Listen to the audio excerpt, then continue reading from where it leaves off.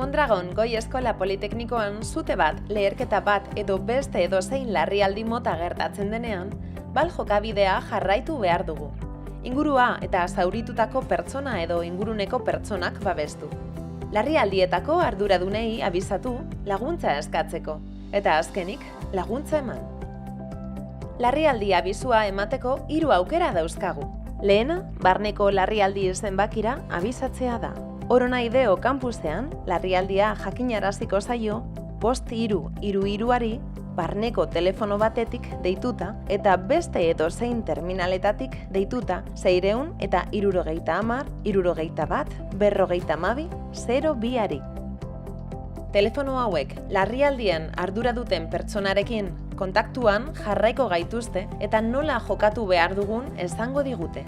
Horretarako, larrialdi mota, sutea, gas iesa, lekua, eraikina, solairua edo lokala eta eragindako pertsona kopurua, beraien egoera eta beste datu esanguratsu batzuk esango dizkiogu. Bigarren abizu modua, gure irismenera dauden alarma, sakagailuak erabiltzea da larrialdi protokoloa sute zentralaren bitartez aktibatzeko. Hirugarrena eta azkena, unibertsitateko langileren bati abizatzea dagokion larrialdi protokoloa aktibatzeko. Ebakuazio seinalea 3 modutara gerta daiteke.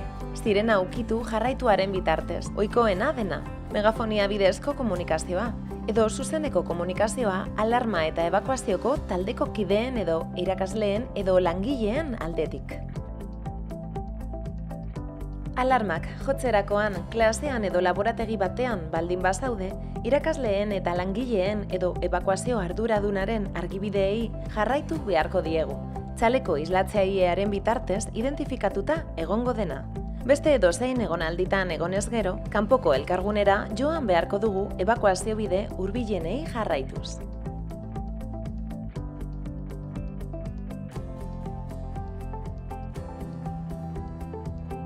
Gogora ezazue Oronaideo kampuseko kanpoko elkargunea, kanpoko aparkalekuan kokatuta dagoela eraikinaren ekialdean. Ebakuaziorik egotekotan lasaitasuna mantendu eta ate eta leiho guztiak itxi. Instalaziotik berehala irten, korrika egin gabe eta paretaren ondotik mugituz. Jarraitu arduradunen azalpenak eta larrialdietarako seinaleak. Ez ezazu igogailurik inoiz erabil etenaldi elektrikoren bat gertatuz gero, blokeatuta gera daitezkeelako. Ez ezazu atzera egin eta ez zaitez gelditu irteeretan. Behin kanpoan, urrundu zaitez fatxadatik eta kanpoko elkargunera joan zaitez, larrialdi taldeari jakinaraziz. Intzidentziaren bat egon baldin bada, zauritutako pertsonak, irten ez direnak, informazio hau ezinbestekoa da zuhiltzaileentzat.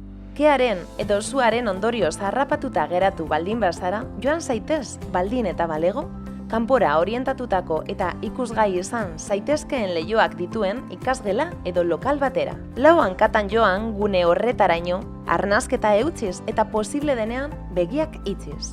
Ateak itxi kea ez dadin pasa eta ahal baduzu, ate artekak estali arroparekin, trapuekin edo edozein ehun elementurekin posible bada bustita. Azkenik, adierazi ezazu zure kokapena leihotik. Mila esker zure lankidetzagatik.